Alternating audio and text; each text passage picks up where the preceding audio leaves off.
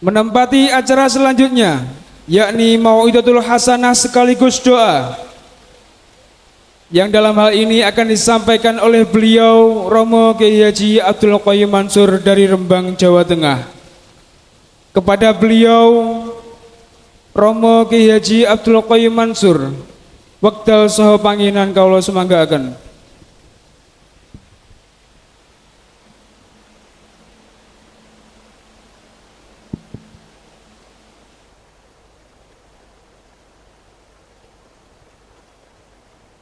Assalamualaikum warahmatullahi wabarakatuh.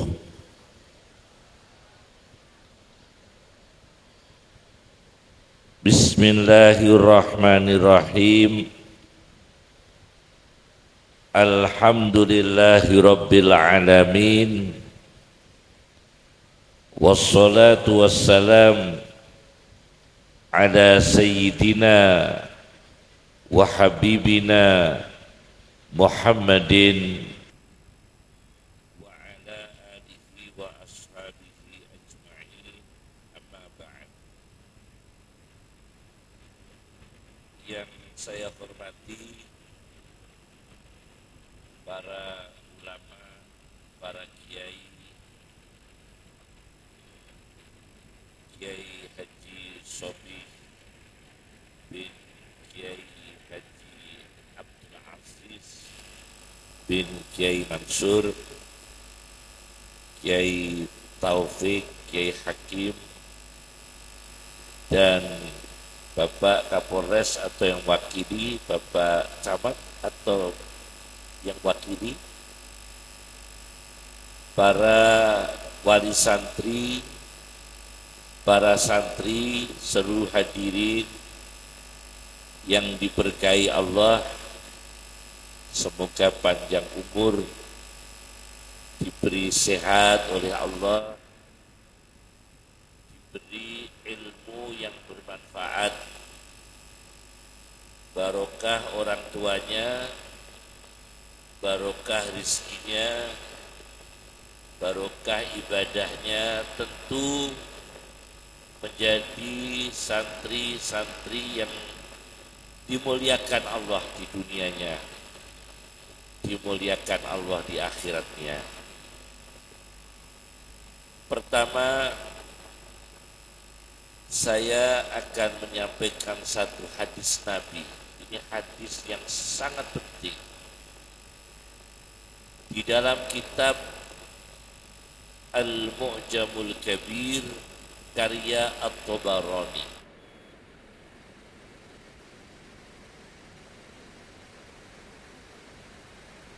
Sallallahu alaihi wasallam mendidik anak anjing, mendidik anak anjing itu kadang hasilnya lebih baik daripada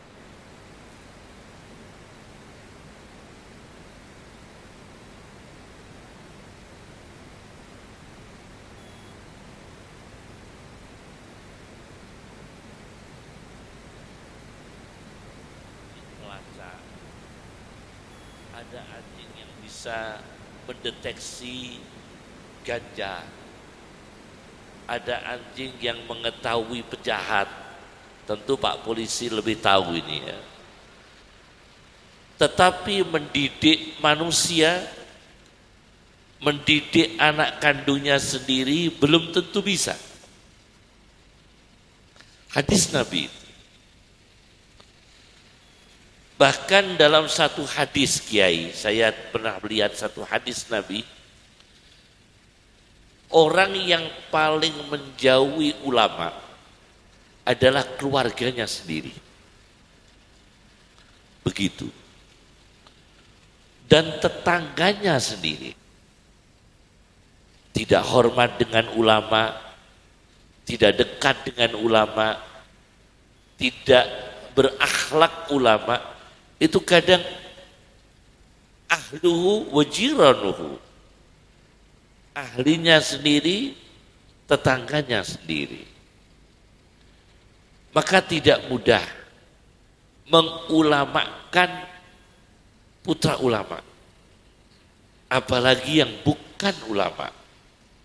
Tidak mudah mensantrikan keluarga santri, apalagi bukan keluarga santri.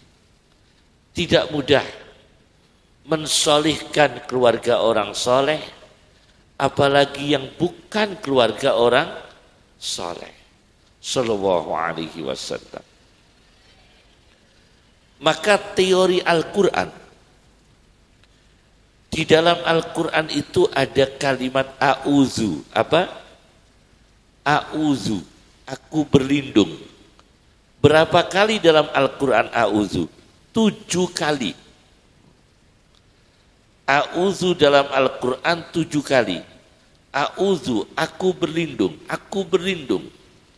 Ada qul a'udzu birabbil falak, ada qul a'udzu birabbin nas, ada lagi a'udzu billahi an akuna minal jahilin. A'udzu billahi an akuna minal jahilin. Ini yang terakhir, kalau diwiridkan akan menjadi ulama.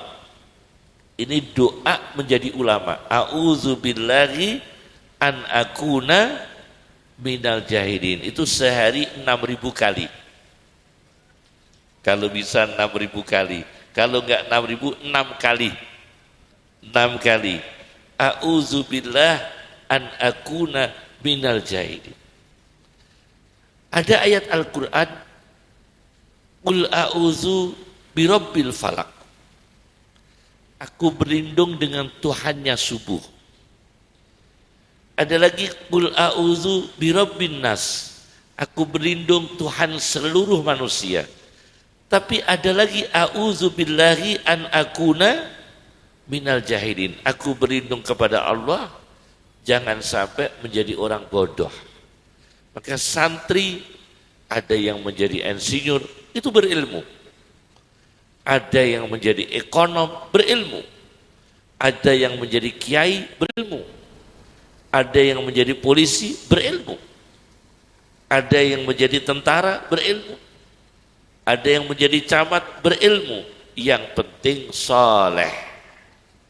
Soleh dan berakidah secara benar, beribadah secara benar, berakhlakul karimah secara baik.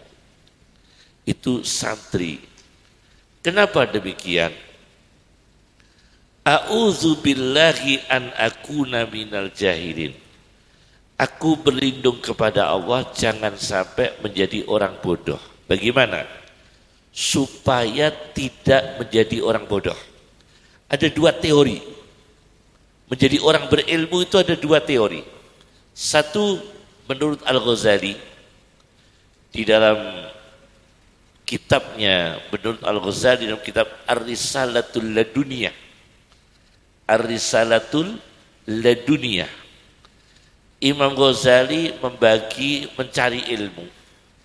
Supaya orang berilmu itu ada 2 teori. Satu, at-ta'limur rabbani. Yang kedua, at-ta'allumul insani.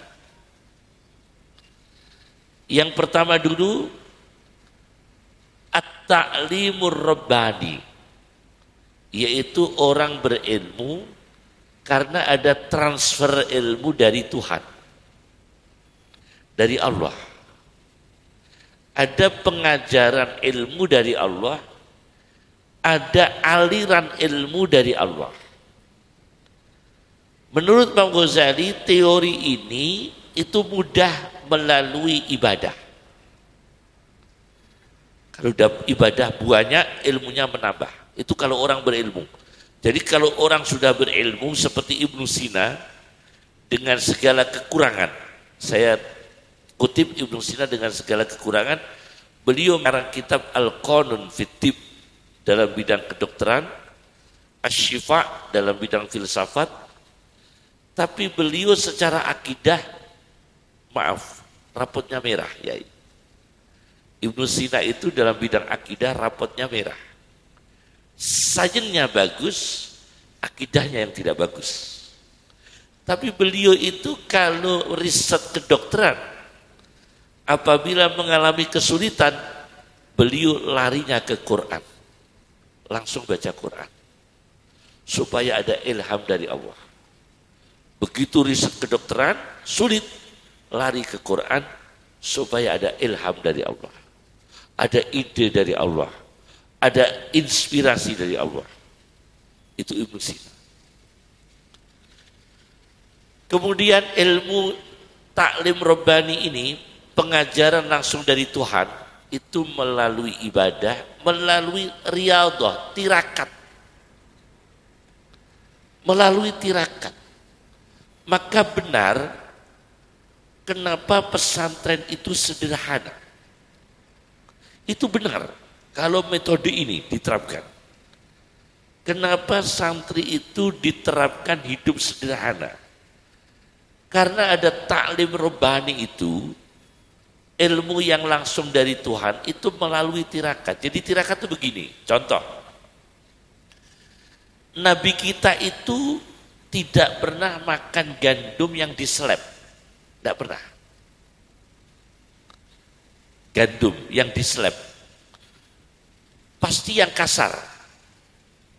Karena riyadhah, tirakat. Kemudian Nabi kita itu subhanallah, meskipun tidak punya dosa, beliau itu ibadah tahajud sampai kakinya bengkak. Riyadhah. Karena bertambah ilmu terus. Nabi kita itu sallallahu alaihi wasallam, meskipun beliau itu yang dapat wahyu, tapi beliau itu sering mendengarkan sahabatnya membaca Quran. Aneh kan? Jadi Nabi kita itu kan yang punya wahyu. Tapi beliau itu senang mendengarkan Quran dibaca orang lain. Ini riyadhah, tidak punya ego.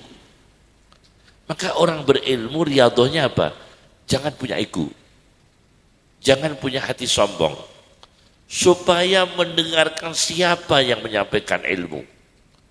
Kiai siapa menyampaikan ilmu kita dengarkan. Bahkan saya itu Pak, kalau pulang dari Jumatan di kampung-kampung orang awam, saya dengarkan hadis per hadis, ayat per ayat.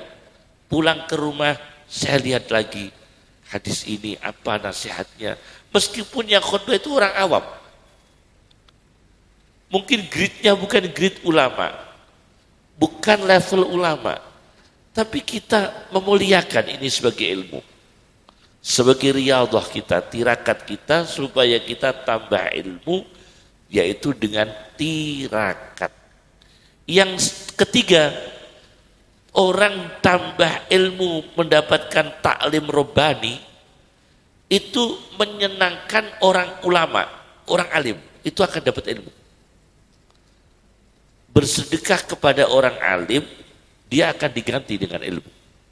Itu mah ada. Maka Imam Nawawi itu kalau ngaji, sebelum berangkat sedekah dulu. Sebelum berangkat ngaji. Sedekah dulu, pasti sedekah.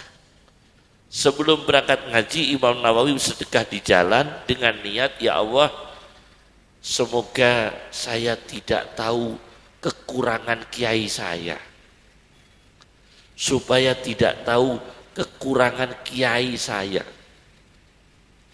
Akhirnya bersedekah, diniatkan untuk kiainya. Itu cepat tambahnya ilmu. Jadi jangan malah kiainya dimaklari. Kadang-kadang aneh, santri jadi pengusaha maklari kiai ini. Ini ada Pak, ada, memang ada. Kiai dimaklari santri ini, jangan sampai.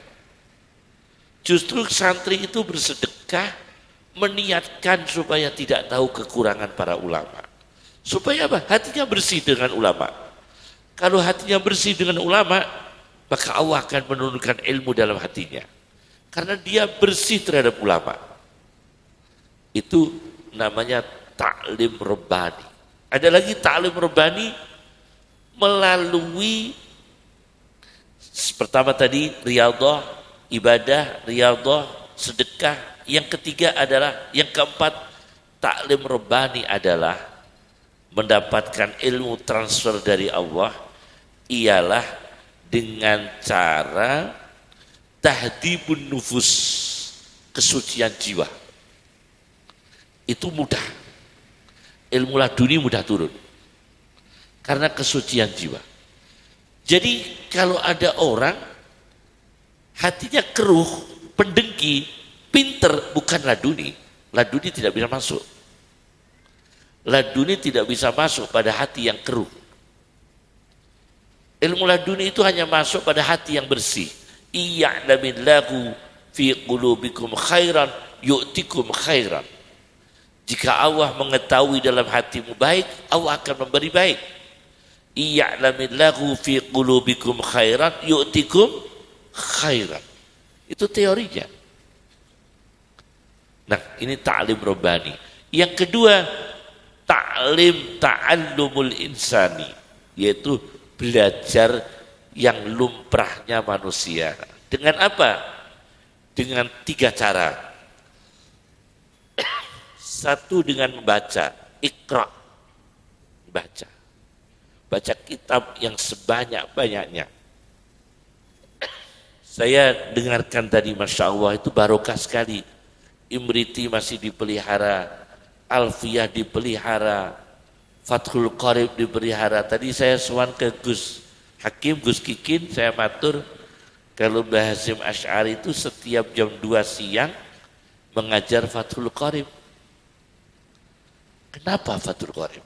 Karena difutuh oleh Allah. Fathu itu dibuka. Fathul Qarib dibuka oleh Allah yang maha dekat. Kemudian kiai-kiai dulu memilih Fathul Mu'in, difutuh lagi. Difutuh itu dibukakan ilmu oleh Allah yang maha penolong. Kemudian Fathul Wahab, Fathu lagi. Padahal kitab fikih itu selain itu banyak, tapi tidak menjadi kurikulum di pesantren. Karena tafaulnya para kiai. Kiai dulu jarang mengajar muhadzab, mohon maaf. Jarang sekali mengajar fikih, studi muhadzab. Jarang, apalagi tambih. Tambih itu kan studi fikih terstandar dunia. Kalau dunia belajar fikih Syafi'i itu tambih. Tapi pondok pesantren tidak mengajarkan tambih itu. Dulu tidak mengajarkan. Fathul Qarib, Fathul Mu'in, Fathul Wahab. Anehnya begitu. Nahwunya tidak nahwu Sibaweh. Nahwunya tidak nahwu Sibaweh atau Khalil atau para ulama nahwu yang lain. Balaghahnya tidak balaghahnya orang-orang yang Masya Allah ya, tapi yang dimengerti dengan tafaul tadi. Jauhar maknun, mutiara yang tersimpan. Itu kiai-kiai dulu memilihkan kurikulumnya. Sampai ya orang belajar kitab membaca itu, dengan membaca itu banyak hasil ilmunya. Saya cerita ya, ada ulama namanya Syekh Sulaim Ar-Razi. Ada sebuah kitab berjudul Sholahul Ummah fi Uluwil Himmah. Kebaikan suatu bangsa di dalam cita-cita yang tinggi. Itu ada kitab karya Dr. Sayyid bin Husain Al-Affani. Dr. Sayyid bin Husain Al-Affani itu menulis sebuah kitab tentang cita-cita ulama, 7 jilid besar. Saya baca di situ ada ulama bernama Sulaim Ar-Razi. Sulaim Ar-Razi itu ketika sedang mengaji kitab, sedang menulis kitab, pulpennya rusak. Sedang menulis kitab. Pulpennya rusak, penanya rusak, atau mangsinya habis, atau rusak, sedang diperbaiki, beliau berhenti tidak membaca kitab. tidak menulis kitab karena pulpennya sedang rusak. Tapi mendadak ada kucing datang. Kucing datang. Seekor kucing datang menggerak-gerakkan bibirnya. Kucing itu menggerak-gerakkan bibirnya. Maka Syekh Sulaim Ar-Razi langsung sadar, oh iya, ketika pulpen saya rusak, aktivitas lidah saya jangan berhenti. Saya kan membaca kitab. Ketika saya menulis pulpennya rusak, jangan berhenti. Kucing saja lidahnya bergerak-gerak. Maka beliau langsung membaca, berzikir, membaca ilmu. Meskipun pulpennya rusak, pokoknya jangan berhenti dari ilmu.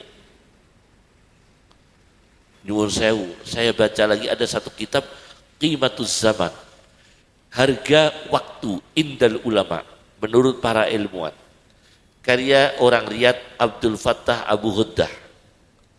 Itu ada ulama yang setiap malam ahli hadis itu kalau makan disuapi bakyunya, disuapi saudara perempuannya, tidak pernah makan pakai tangan sendiri karena tidak mau berhenti menulis ilmu. Jadi nggak terus nulis ilmu sampai nggak sempat nyendok sendiri. Jadi kalau makan didulang saudaranya, didulang karena nggak mau berhenti menulis ilmu. Ada ulama begitu. Jadi ada ulama yang full ilmu.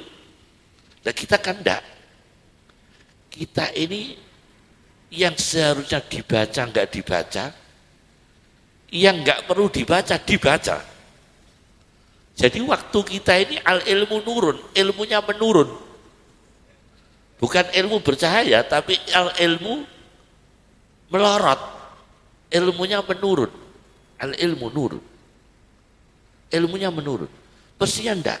Ulama itu kalau enggak tangannya dapat ilmu, lidahnya dapat ilmu, matanya dapat ilmu.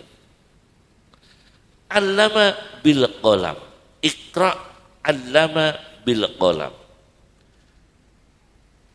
Jadi pertama iqra, terus bil qalam, terus yang ketiga adalah tafakkur. Afala yatadabbaruna al-Qur'an. Berpikir, menganalisis, itu perlu sekali. Ilmu menganalisis.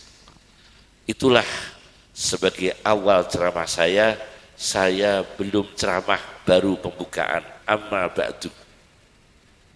Baru pembukaan nih ya. Belum diulas nih ya. Baru pembukaan tentang bagaimana ilmu itu masuk pada manusia melalui dua teori, yaitu at-ta'allumul insani, pembelajaran manusia, at-ta'limur rabbani, pengajaran ilmu langsung dari Allah Subhanahu wa ta'ala. Sekarang kita akan memasuki yang kedua, yaitu mengulas tentang teori-teori tadi. Ada ulasan begini, manusia itu kan diberi otak. Bahasa Arabnya otak itu dimag. Otak itu dimag. Menurut Imam Razi, Fakhruddin Ar-Razi, di dalam tafsirnya Mafatihul Ghaib Dir-Razi atau tafsir Fakhrur Razi, bahwa di dalam otak itu ada sarafnya yang menghubung ke hati. A'sab tattasilu ilal qalb. Jadi au kama qala, ada saraf-saraf dari otak menuju ke hati. Nah, di manakah tempat ilmu itu? Ini pro kontra sampai sekarang. Saya pernah bincang-bincang dengan sahabat saya yang sangat dekat dengan saya muliakan, Dr. Abdul Hafid Bajamal. Nah, itu profesor bedah saraf yang top ya sekarang di Indonesia ya, Abdul Hafid Bajamal. Arab Kiai, Arab Abdul Hafid Bajamal. Itu orang Surabaya. Orang Palu aslinya itu beliau, tapi guru besar di UNER. Beliau ini yang tanya ke saya langsung, bagaimana Kiai ya? Saya ilmuwan.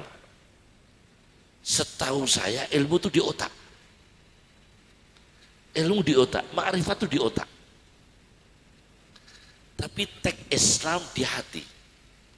Tinggal satu Kiai, bisakah hati dimaknai otak? Nah ini, itu kan harus pendekatan bahasa, lughat. Tidak kita temukan Pak. Hati itu bahasa Arabnya kolbun. Bahasa Arabnya hati apa? Kolbun. Bahasa Arabnya otak, dimagun. Itu di dalam kamus apapun tidak dijumpai. Silakan dilihat dalam kamus, mulai kamus yang dasar. Kamus Misbahul Munir, karya Al-Fayumi, enggak ketemu. Naik lagi. Kamus Mukhid, Al-Fairuz Zabadi, enggak ketemu. Hati dimaknai otak itu enggak ketemu. Naik lagi, kamus yang lebih besar, Lisanul Arab, Ibnu Mandur, enggak ketemu. Karya orang Afrika. Naik lagi kamus Tajul Arus fi Syarhil Qamus Az-Zabidi, tidak ketemu. Sampai kamus-kamus itu dilihat, tidak ketemu, tidak dijumpai bahwa hati itu dimaknai otak. Tetapi mohon maaf, Rasulullah SAW itu mengisyaratkan tidak dirubah hati, tidak dimaknai otak menurut Rasulullah SAW. Dan itu yang dikemukakan oleh Ar-Razi di dalam kitab Al-Matalibul Aliyah karya Fahruddin Ar-Razi, bahwa memang ilmu itu di hati, cuma otak itu merekam. Jadi melalui panca indera, mata lihat Quran, lihat Imriti, lihat Bulughul Maram, lihat Alfiyah, lihat Juman, lihat Fathul Mu'in, lihat Milhatul I'rab, Unwanud Daraf, ada diajarkan ya, fi ilmi saraf dan sebagainya, dibaca. Atau telinga, kiai dawuh, ulama dawuh, kita serap. Masuk ke otak, masuk ke hati. Itu ilmu. Itu kalau pendekatan syariah Nabi Sallallahu Alaihi Wasallam. Nah, karena demikian, di dalam kitab Hayatul Hayawan, karya Ad-Damiri, ada kitab Hayatul Hayawan karya Ad-Damiri, ada hadis, dijumpai hadis bahwa orang berdosa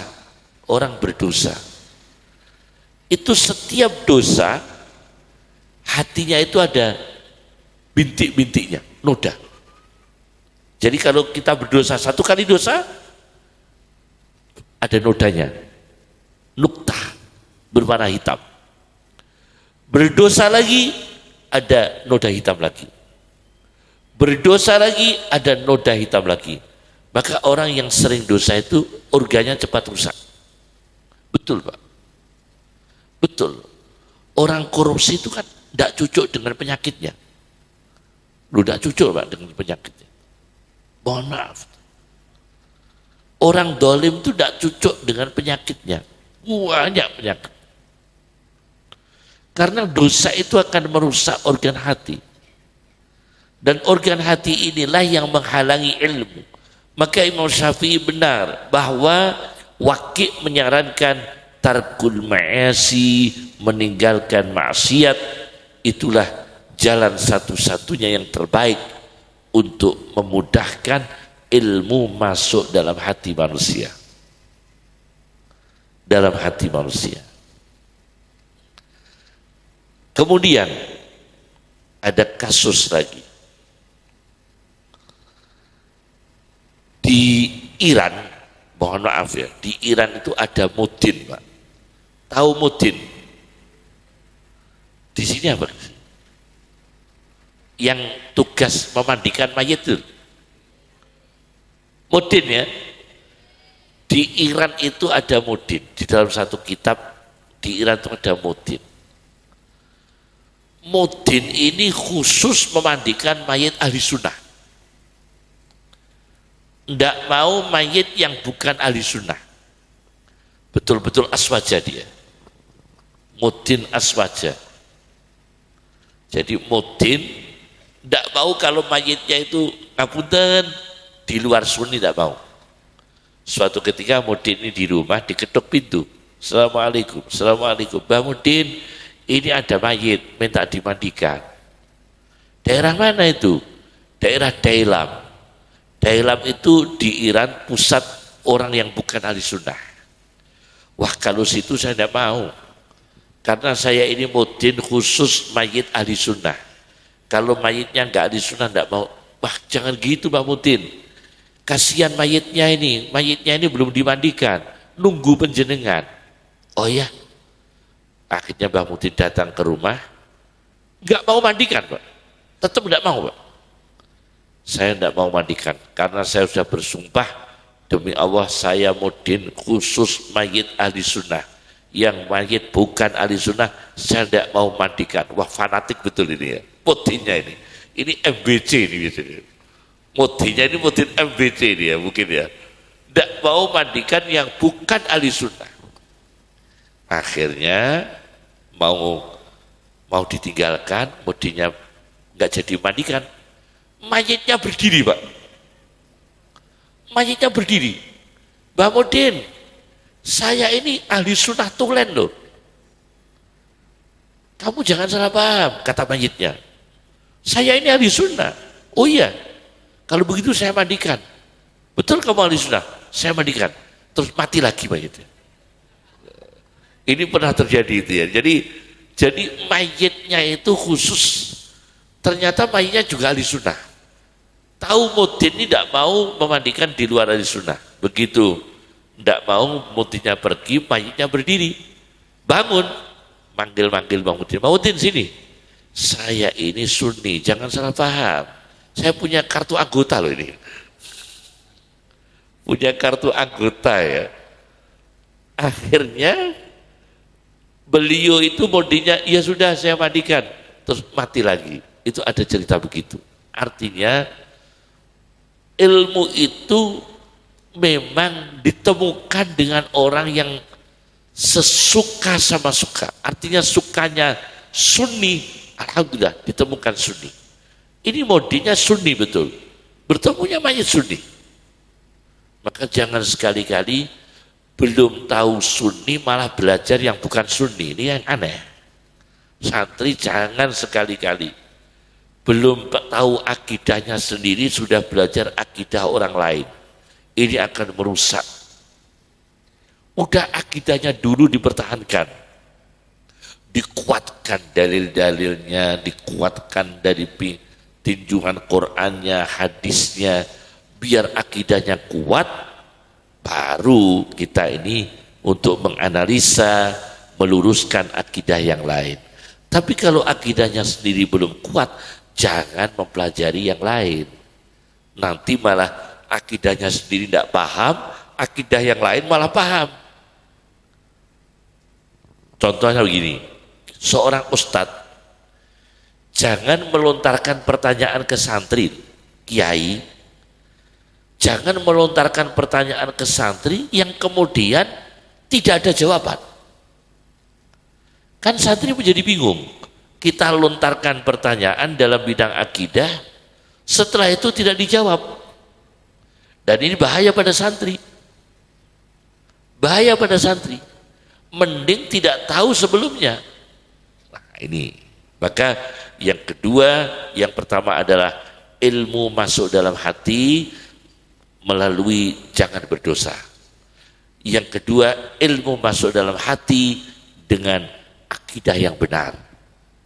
Akidah shahihah, akidah yang benar. Yang ketiga, ada kasus ini, ada kasus. Ada ulama namanya Syakik bin Salamah. Syakik bin Salamah itu punya anak hakim tinggi, namanya Yahya. Syakik bin Salamah punya anak namanya Yahya, hakim tinggi. Beliau ini anaknya pejabat tuh Pak. Tapi beliau pesan pada santrinya, tolong kalau ada orang ater-ater, ngerti ater-ater Bu Yai? Ater-ater, beto-beto, tolong kalau yang beto-beto orang biasa terima. Tapi yang beto-beto kok anak saya jangan diterima. Karena anak saya pejabat. Jangan diterima. Masya Allah Pak. Saking hati-hatinya. Kalau yang beto-beto santri, bapaknya santri, terima. Wong kadang-kadang ku wono tamu sowan ning kiai ku njaluke doa itu terek-terek. Yai setunggal kula mugi-mugi selepan kula lancar. Ingkang nomor kalih anak kula yang nami Sadun badhe daftar polisi mugi-mugi ketampi. Ingkang nomor 3 anak kula putri Laila mlebet kedokteran mugi-mugi ketampi. Ingkang nomor 5 mantu kula badhe umrah mugi-mugi lancar. Ingkang nomor 5 putu kula niki badhe skripsi mugi-mugi lancar. Nomor 7 anak kula bangun omah mugi-mugi lancar. Jaluke donga iku 8 Pak. Gulane 2 kilo. Gulane piro? 2 kilo itu sowan kiai. Terima, ndak apa-apa. Barokah. Gulane 2 kilo jaluke donga terek-terek ya. Terima barokah. Tapi kalau anak saya Yahya jangan diterima karena dia pejabat, kodi, hakim tinggi, pejabat. Saya ayahnya Syakik bin Salamah, seorang ulama, jangan terima. Masya Allah. Di Gunung Sewu ini saya contohkan kakak saya, Faiqah Mansur. Kakak saya Faiqah Mansur itu kan dulu kan direktur pesantren se-Indonesia. Direktur pesantren se-Indonesia di Kementerian Agama. Itu ayah saya tidak mau nerima. Sedikit pun tidak boleh menerima dari anaknya sendiri. Tidak boleh. Tidak boleh. Apalagi mengajukan proposal, menerima aja tidak boleh. Itu kakak saya ya. Karena kakak saya sedang menjabat. Kalau nggak sedang menjabat lain. Karena kakak ini sedang menjabat. Maka tidak boleh. Menurut orang wirai ya. Menurut orang wirai. Akhirnya, Masya Allah, anaknya yang Yahya itu tidak pernah memberi oleh-oleh pada ayahnya. Karena ayahnya tidak mau. Saking wirainya. Padahal ayahnya ini Syakik itu ulama ini rumahnya gubuk Pak. Khusun min qasab, gubuk bambu. Kalau sedia beliau perang, gubuk ini dijual untuk biaya perang. Gak punya rumah, pulang dari perang bikin gubuk lagi. Perang lagi, jual lagi gubuk itu, biaya perang. Pulang dari perang, bikin gubuk lagi. Itu ayahnya, pejuang. Pejuang. Masya Allah, seorang ulama. Apa? Yang ketiga, wirainya orang berilmu. Ini harus punya. Karena apa? Santri ini kiai hakim, kalau nggak dididik wirai, nanti menjadi orang nggak jujur. Karena informasi yang kita terima di masyarakat, tidak sedikit ada mambu santri, ada santri mambu. Loh ini, nek mambu santri utang bayar, nek santri mambu utang gak bayar. Lain. Ada jebolan pondok, ada pondok jebol. Ini ada masalah. Nek jebolan pondok itu tasih lumayan saya itu saya. Terus polisi saya, terus pedagang saya. Tapi ini pondok jebol, Masya Allah Pak. Bermasalah terus di masyarakat. Lulusan-lulusan pondok yang di masyarakat tidak membawa nama baik kan banyak sekarang. Banyak. Ini menjadi problem. Bukan soal ilmu. Ilmu cukup. dia berilmu. Nah, bikin panti asuhan fiktif. Nah, masalah. Banyak itu. Alumni pondok, alim-alim, bikin masalah, biro umroh fiktif. Loh, kan banyak terjadi ini. Itu semua alma maternya kan santri itu kan. Banyak para santri itu. Orang baik-baik asalnya itu. Pendidikannya baik semua pesantren. Tapi karena tidak ditanamkan wirai, itu kan bahaya. Tidak ditanamkan wirai. Maka tidak cukup hati bersih dari dosa, ilmu masuk, transfer dari Allah, tidak cukup itu saja. Tetapi akhlak wirai itu tetap. Wirai itu tetap. Karena apa? Terjaga marwahnya orang berilmu. Terjaga marwahnya orang berilmu. Ada cerita ini ya. Sering saya ceritakan. Di Mesir itu ada kiai yang punya alat detektor uang haram. Itu di dunia cuma satu kiai. Tidak ada lainnya. Dijalnya di Mesir. Namanya Syekh Abul Uyun. Namanya siapa? Syekh Abul Uyun. Itu pernah dirawi Sayyid Muhammad Mekah. Sayyid Muhammad Ibn Alawi Al-Maliki sowan ke Mesir ke Syekh Abul Uyun. Sampai di Syekh Abul Uyun itu sedang punya tamu bawa pelem. Tahu pelem? Mangga. Bahasa Arabnya mangga apa adik-adik? Al-mangga. Betul. Betul, dalam bahasa Arabnya itu al-mangga. Duren ad-durin. Kamusnya begitu. Al-mangga ad-durin. Nanas itu saya lihat di kamus an-nanas. An-nanas. Jadi kok pokoknya bahasa Arab gak ngerti jenenge kayak al, kayak al. An-nanas ya. Ad-durin. Betul, dalam kamusnya begitu. Saya melihat kamus-kamus Indonesia ini apa bingung apa piye pengarangnya ya, kita nggak tahu ya. Tapi kita tidak tahu apakah kita bingung ya terus bahasa Arabnya apa ya. Ya udah nanas, an-nanas, ad-durin. Yang repot itu tomat. Kalau di bahasa Arab at-tomatul kubra itu musibah. Musibah. Dalam Quran kan ada at-tomatul kubra, kok di bahasa Arab kan tomat, bahaya itu ya. Nah, Syekh Abul Uyun itu Masya Allah kedatangan tetangga bawa pelem. Beliau gak mau nerima. Betul usah.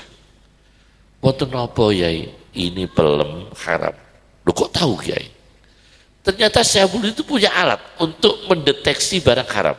Ini yang punyanya Syekh Abul Uyun, KPK tidak punya loh ini. Tidak punya ini. Syekh Abul Uyun itu punya jari-jari biasa jari-jari. Itu kalau didekatkan barang haram, keluar airnya, air mancur. Percikan air menunjukkan ini haram. Kalau tidak keluar percikan air, berarti halal. Masya Allah. Rasulullah kan jari-jarinya keluar air, ya kan? Itu mukjizat Rasulullah SAW.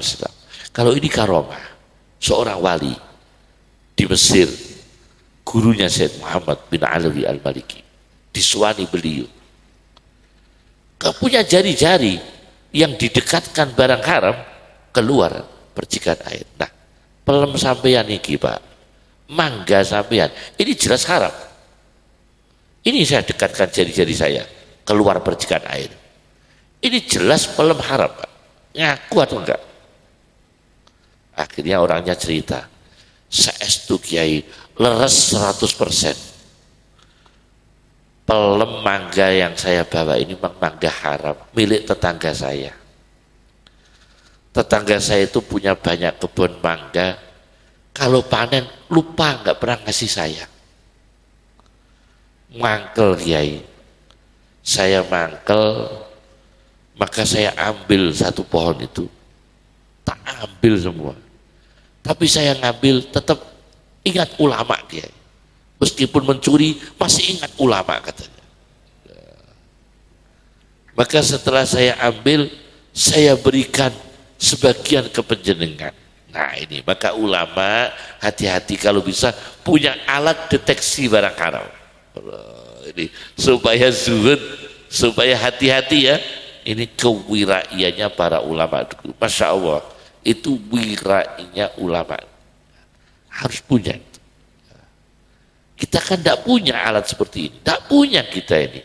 Jadi kita kalau datang ada rezeki, kita tidak tahu ini orang rezeki dari mana. Tidak tahu kita, tahunya dibawa ke kita. Tapi dari mana kita tidak tahu.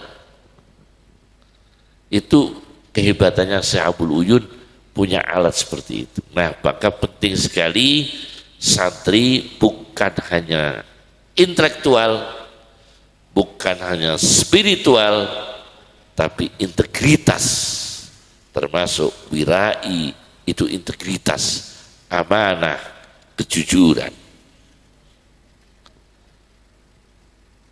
Saya pernah ada tamu, tak tanya, utrani namanya sinten Pak? Ya'lu wala yu'la alaih. Namanya itu kok hebat. Ada santri itu namanya siapa? Ya'lu wala yu'la alaih. Oh, jenenge kok wapi. Terus ada lagi, namanya siapa ini? Putrinya jenengan ini. Indah Sidratul Muntaha.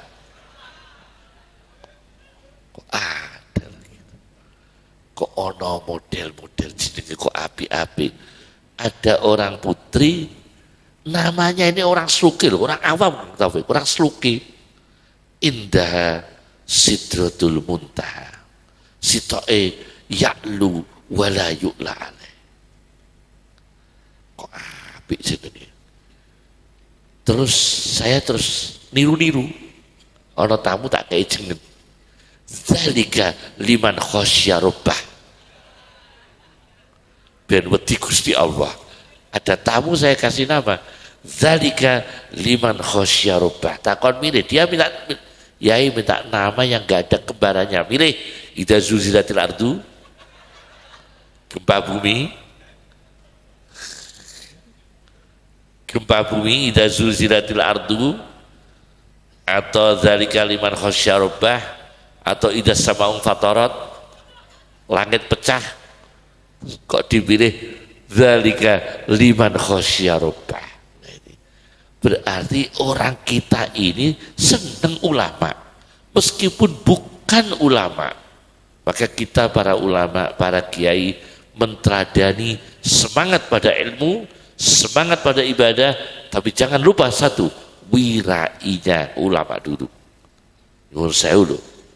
Dulu itu ikonnya wirai seperti Mbah Hasyim Asy'ari, Mbah Ihsan Jambes, Kiai Abdul Karim Nirboyo, Kiai Jazuli, ulama-ulama Kediri, Masya Allah, aulia ulama, itu hampir dipastikan wirai semua. Semua Pak. Maka hebah, wibawa Pak. Wibawa Pak.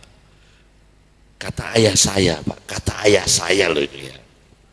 Ayah saya itu dulu kalau ada muktamar, itu kan bagian yang membacakan takbir di depan Mbah Hasyim Asy'ari. Itu ayah saya. Redaksinya kitab. Itu dulu kiai-kiai dulu, Masya Allah, kalau mau kumpulan, itu mikir urunan. Orang mikir badi, mikir urunan. Jadi mikirnya urunan. Urunan kono, urunan kene. Ya ini urunan. Dikelompokno, terus diaturno Mbah Wahab ditasarrufno, dibelanjakan lagi. Urunan Pak. Para yai ini urunan. Jangankan mikir untung, ya ada mikir untung. Urunan. Masya Allah. Itu bentuk khidmahnya para ulama. Kita kalau bisa, meskipun kita nggak sempurna dalam ilmu, nggak sempurna dalam khidmah, nggak sempurna dalam ubudiyah ya, tapi setidaknya itu ada rambu-rambu ya, ada rambu-rambu dari para ulama. Saya berikan contoh. Ulama itu kalau wibawa, Umar bin Khattab, ini contoh. Abul Musa al-Ash'ari itu pernah kangen dengan berita Umar. Kok lama, kok gak ada ceritanya Umar. Kan sekawan ya, Abu Musa al-Ash'ari sahabat, Umar bin Khattab juga sahabat. Kangen. Ini diceritakan dalam kitab Siyaru A'lamin Nubala. Siyaru A'lamin Nubala karya Ad-Dahabi. Kebetulan ada perempuan kerasukan setan. Wah ini cocok nih, tak tanya nih, setan ini tak takoi tentang Umar bin Khattab. Karena setan-setan itu tahu tentang kehebatan Umar bin Khattab.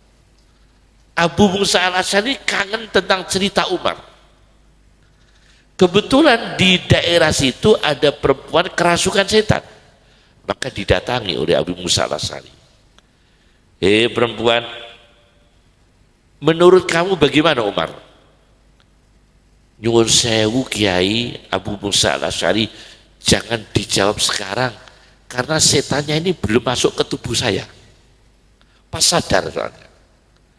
Kalau tanya tentang Umar, bagaimana komentar setan tentang Umar? Nanti dulu kalau saya pas kerasukan. Jadi dijawab saya, wah betul sakit. Kalau kan dereng kerasukan.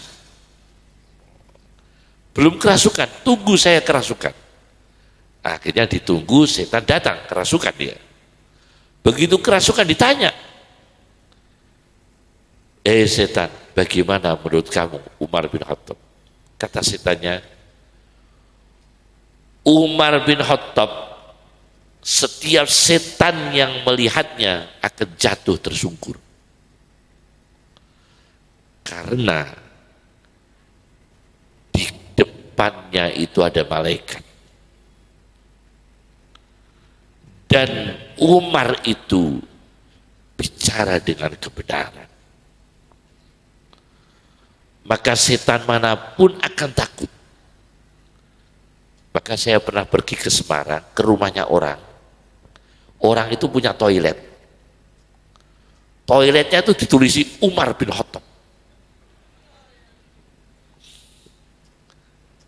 Toiletnya, kamar kecilnya itu, di depannya itu Umar bin Khattab, Umar bin Khattab, WC Umar bin Khattab, ngarepe mboten teng lebet lho nggih, teng Jawi, Umar bin Khattab. Jedinge Umar bin Khattab, Umar bin Khattab. Kok ono pikiran iki entuk kontine ilmu ngene iki. Terus tak pikir-pikir, oh iya. Orang ini awam.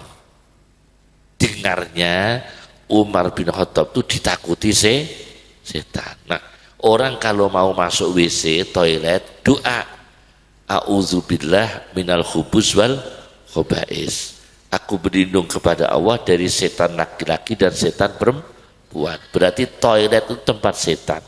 Daripada mikir-mikir, sudahlah, tulisi saja Umar bin Khattab biar setannya takut, tidak ada yang masuk. Terus toiletnya itu depannya Umar bin Khattab, WC-nya Umar bin Khattab. Tak batin, lah itu kalau setannya setan jin. Lah kalau yang punya rumah yang jadi setan, kan repot lagi ya kan ya. Jadi ada begitu. Umar bin Khattab wibawa sampai segitu. Ternyata Umar bin Khattab wibawa karena apa? Ya ilmunya, ibadahnya, adilnya, kecerdasannya, dan kemanusiaannya. Kemanusiaannya luar biasa Umar bin Khattab. Terhadap muslim maupun non muslim, sangat manusiawi. Kasih sayangnya luar biasa. Ini namanya orang berilmu. Yang terakhir dari ceramah kami, ceramah jangan terlalu lama, makruh. Pidato lama itu makruh. Makruh mughalladah. Bono kitabe bora. Yang terakhir, ada satu kitab namanya Musnad Umar bin Abdul Aziz. Ada kitabnya. Kitab Musnad Umar bin Abdul Aziz. Di situ ada hadis Nabi Shallallahu Alaihi Wasallam. Innallaha yuhibbus syabba. Allah mencintai pemuda, para santri. Pemuda, para santri. Sesungguhnya Allah mencintai pemuda, para santri. Alladhi yufni sababahu fi ta'atillah. Alladhi yufni syababahu fi ta'atillah azza wa jalla, yang menghabiskan masa mudanya itu dalam ketaatan Allah. Sesungguhnya Allah mencintai pemuda yang menghabiskan masa mudanya untuk taat kepada Allah. Alladhi yufni syababahu fi ta'atillah. Maka saya pesan kita para generasi para kiai, generasi para ulama, jaga nama ulama, jaga para ulama, doakan ulama panjang umur, bunyai panjang umur, para pengasuh pesantren panjang umur, diberi kesehatan, diberi keberkahan, wajib mendoakan, wajib mendoakan. Ini orang yang nggo gula 2 kilo wajib mendoakan, ya, wajib mendoakan. Kemudian apa itu? Mendoakan para ulama diberi umur panjang. Saya tiap hari, Pak, tiap pagi saya buka lidah saya, pagi ngajar lidah saya buka, mendoakan tetangga kita. Jangan lupa mendoakan tetangga kita, para kiai, para ulama. Ora usah koyo zaman biyen yang saya baca dalam kitab Tuhfatul Muhtaj. Ada kitab Tuhfatul Muhtaj. Muridnya Imam Maliki itu pernah punya pikiran begini. Wah, ini kalau Imam Syafi'i makin besar, lama-lama pengikut Maliki habis. Akhirnya dia berdoa, ya Allah, mugi-mugi Imam Syafi'i enggal kapundhut. Begitu. Ada begitu. Saking fanatik mazhab. Jadi ada di dalam kitab Tuhfatul Muhtaj Kiai Anwar Rawuh, ada dalam kitab Tuhfatul Muhtaj, ada muridnya Imam Maliki,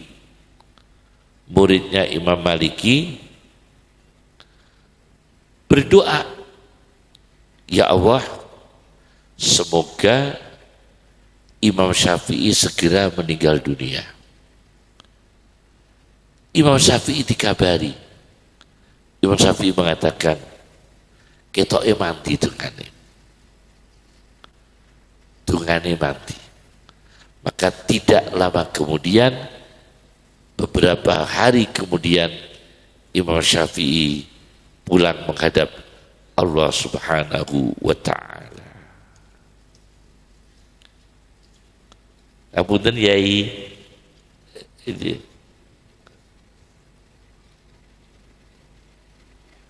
Yai, apunten Sugeng Rawuh Yai Anwar.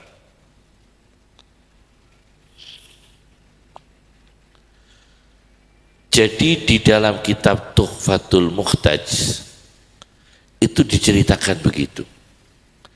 Tapi Imam Syafi'i dengan sabarnya, dengan ikhlasnya Imam Syafi'i, ada ulama mendoakan Imam Syafi'i segera meninggal. Di kitab Tuhfatul Muhtaj jilid pertama, ulama mendoakan Imam Syafi'i segera meninggal. Doanya begini, ya Allah, jika Imam Syafi'i tidak segera meninggal, pengikut Imam Maliki akan habis. Imam Syafi'i dengar. Apa kata Imam Syafi'i? Dungane mandi, aku karek sedelok. Beberapa minggu kemudian Imam Syafi'i meninggal dunia. Itu keikhlasan ulama dulu. Meskipun didoakan buruk, dengan keikhlasannya. Ini contoh yang terakhir kami sampaikan. Ada lagi ulama disebutkan dalam kitab Arisalatul Qusyairiyah karya Abdul Karim Abdul Karim bin Hawazin Al-Qushairi. Ada kiai Bu, Pak, kiai diundang undangan. Kiai kula aturi rawuh teng dalem kula acara. Kiainya rawuh, yang punya rumah bilang, nyuwun sewu kiai mboten sios. Bayangkan begitu. Ulama tasawuf. Mboten sios kiai. Mboten sios mboten acara. Pulang kiai ini. Diceritakan dalam kitab Ar-Risalatul Qusyariyah. Diundang lagi, kiai kula suwun rawuh di rumah kami kondangan. Kiai datang lagi, bilang mboten sios kiai. Sampai 5 kali, Pak. Ulama dulu. Akhirnya kiai ini akhirnya orang ini cerita, saya memang tidak punya acara apa-apa kiai, cuma mau nguji kesabaran ulama. Ternyata ngetes kesabaran ulama. Kalau ini ulama hebat, pasti sabar. Kalau kita yang diundang sekali saja marah, diundang kok nggak jadi, ya kan kita kecewa, ya kan ya. Tapi ulama dulu dengan ikhlasnya begitu. Ini luar biasa. Kemudian ada lagi Syekh Yasin, Muhammad Yasin bin Isa Al-Fadani. Beliau itu terakhir sebelum wafat, kami sowan, terakhir sebelum wafat. Beliau itu di majelisnya, itu kitab yang terakhir di dekat beliau, Musnadul Firdaus Lid-Dailami. Ini harus tahu, ini harus jadi contoh. Namanya bagaimana masa akhir para ulama. Itu di dalam kitab Ihya Ulumuddin kan ada bab Al-Muhtadharin, orang-orang yang kehadiran maut dari kalangan ulama, dari kalangan umara. Bagaimana ulama ketika kabundut, bagaimana umara ketika wafat, dalam kitab Ihya Ulumuddin.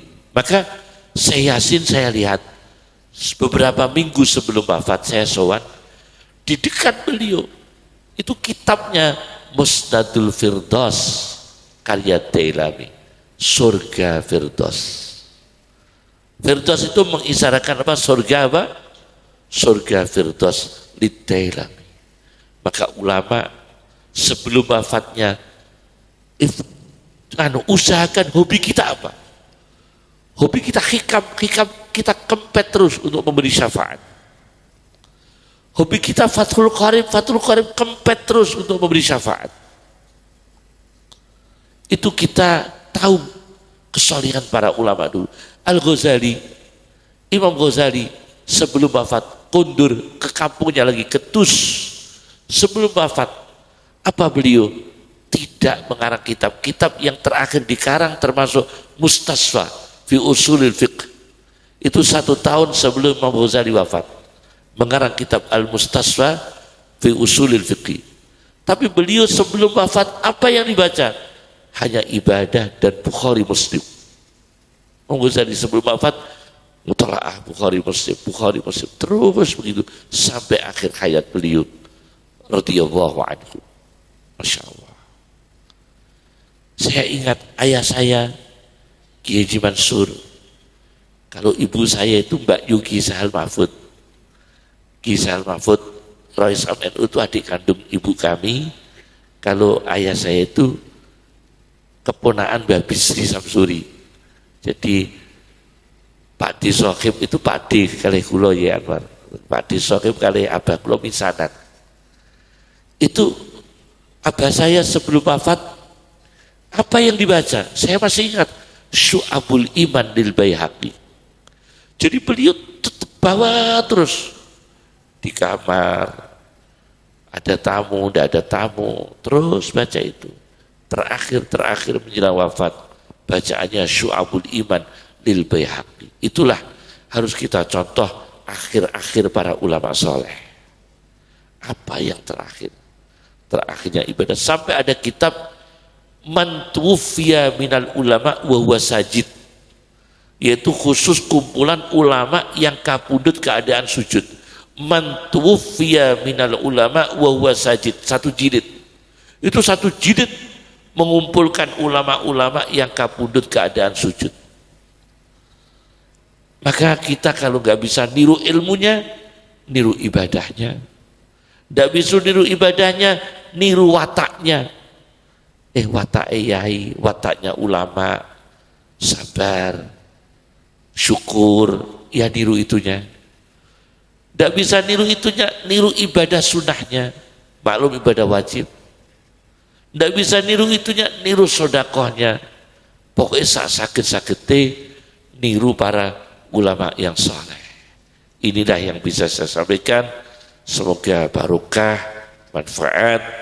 Nuhun pangapunten. Assalamualaikum warahmatullahi wabarakatuh.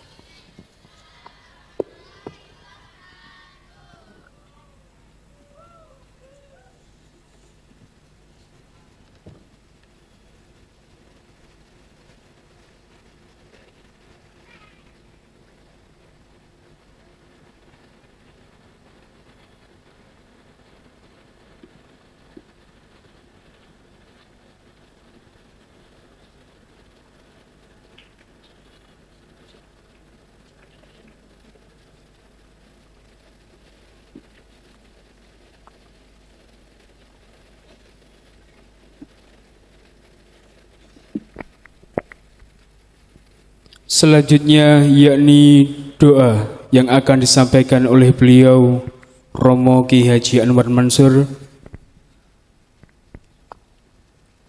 dumateng panjenenganipun Romo Ki Haji Anwar Mansur wekdal saha panginan kawula semanggaken.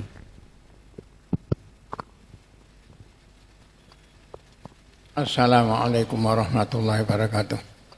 Ila hadrati habibina wa syafi'ina qudwatina Muhammad sallam hadrati aba'i wa asisi hadzal mahad wa ila Al-Fatihah. A'udzu billahi minasyaitonir rajim. Bismillahirrahmanirrahim.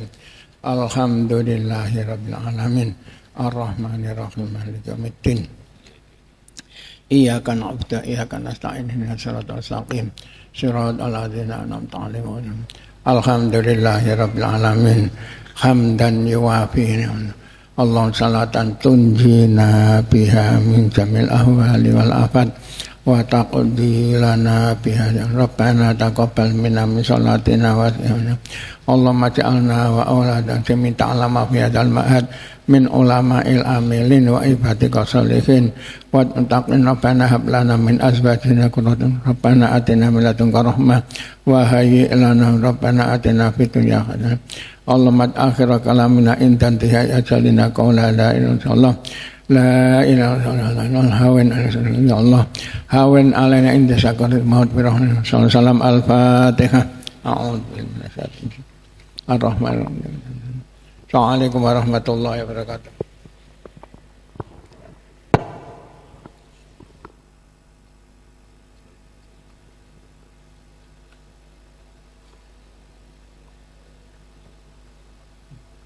Lahumul Fatihah.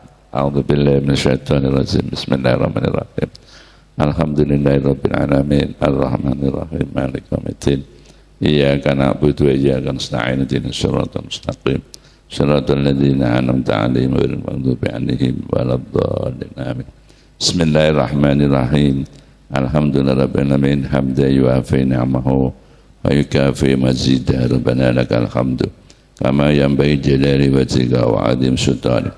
Allahumma shalli ala sayyidina Muhammad wa ala ali sayyidina Muhammad kama shallaita ala sayyidina Ibrahim wa ala ali sayyidina Ibrahim wa barik ala sayyidina Muhammad wa ala sayyidina Muhammad kama barakta ala sayyidina Ibrahim wa ala ali sayyidina Ibrahim fil alamin hamidum majid. Allahumma shalli ala sayyidina istiqamah tadul karamah wa tahsyurna bis salihin bis sa'adah laqan fid din dunya wal akhirah. Allahumma salli ala madinil bashir wa idza sa'alaka ibadi anni fa inni qarib ujibu da'watad da'i an ud'uuni astajib lakum.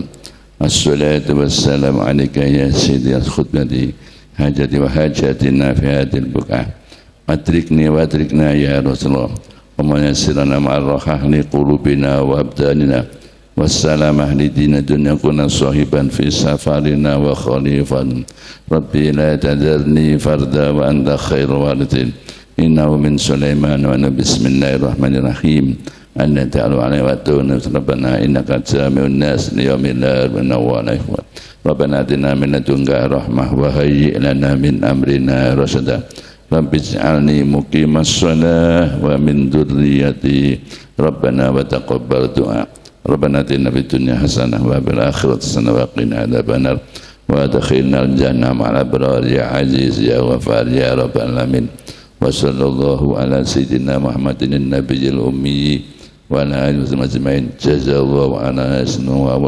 وبفضله سبحان ربك رب العزة عما يصفون وسلام على المرسلين والحمد لله رب العالمين. الفاتحة.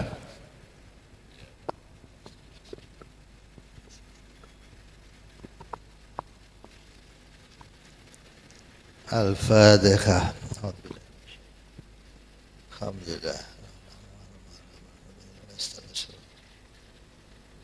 اللهم صل على محمد الحمد لله رب العالمين حمدا نائما حمدا شاكرا حمدا يوافي مزيدا يا ربنا لك الحمد كما ينبغي لجلال وجهك وعظيم سلطانك اللهم صل على سيدنا محمد صلاة تنجينا بها من جميع الأفعال والأفعال وتقضي لنا بها جميع الحاجات وتغفر بها من جميع الدرجات وتبلغنا بها أقصى الغايات من الحياة وعبادة محمد اللهم إنا نسألك سلامة في الدين وعافية في الجسد وزيادة في علمه وبركة ورزقه وتوبة وبرماء ورحمة الله اللهم إنا نسألك مجيبة رحمتك وعزائم مغفرتك والسلامة من كل إثم والغنيمة من كل بر والفوز بالجنة ونجاة من برحمتك يا عزيز يا غفار اللهم ألف بين قلوبنا وأصلح ذات بين ودنا سبل السلام ونجينا من الظلمات إلى النور وجعلنا من المواخيش ما ظهر منها وما بدن وبارك لنا في أسمائنا وأبصارنا وقلوبنا وأزواجنا وذرياتنا بغير